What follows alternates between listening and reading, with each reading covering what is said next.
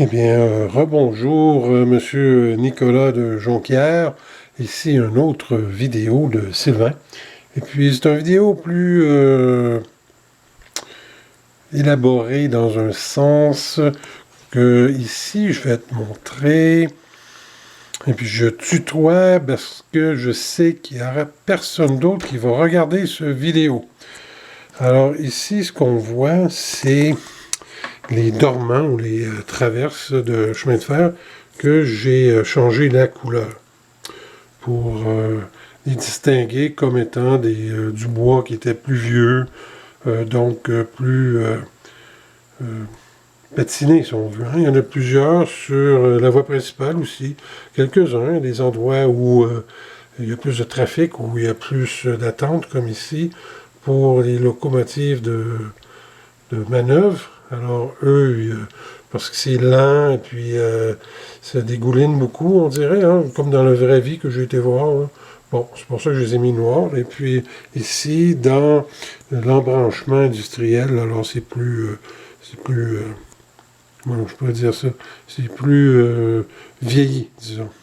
Et ben voilà.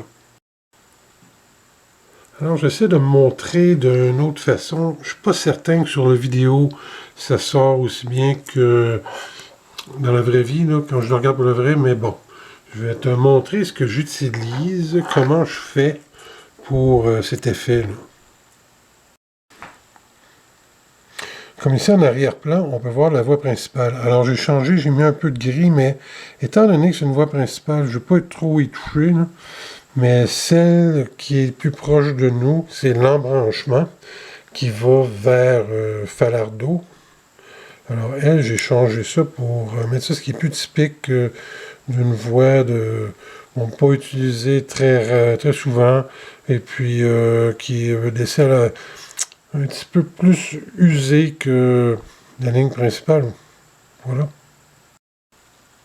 Alors, tout réside dans la peinture Tamiya. C'est ça que j'utilise, c'est de la peinture acrylique en base d'eau. Et puis c'est une très bonne peinture. Moi j'utilise le mât, là. Ça c'est devenu une espèce de couleur de toutes sortes, là, mais c'était originalement par moi, c'était ce qu'on voit sur le bouchon. C'est la même chose que je fais avec le gris. Donc, je le mélange là, avec 50%. 50% de la peinture de Tamiya, puis 50% de ce que j'aime utiliser pour plusieurs choses, là, de l'alcool à friction. 70%. Donc 50-50 là-dedans. Après, je le branche, je secoue comme il faut. Et puis, j'utilise un pinceau. Je te montre ça dans 2 secondes. Bon, je vais essayer de faire ça avec une main libre. Je sais pas ce que ça va donner. J'espère que ça ne bougera pas trop. Alors, je prends un pinceau que j'ai taillé le bout là, pour déposer tranquillement la peinture sur le dormant, là, ou la traverse, un morceau de bois. Donc, je l'ai trempé. J'en mets un petit peu comme ça. Avec l'alcool à friction, il y a une espèce de...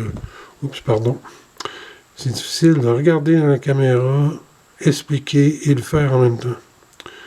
Donc, l'alcool à friction fait une espèce d'oxydation ou change une espèce de fini de la peinture. Quand elle va être sec, ça va ressembler à ça ici. Puis, dans le vrai, comme je te dis, là, ça donne vraiment un très beau résultat.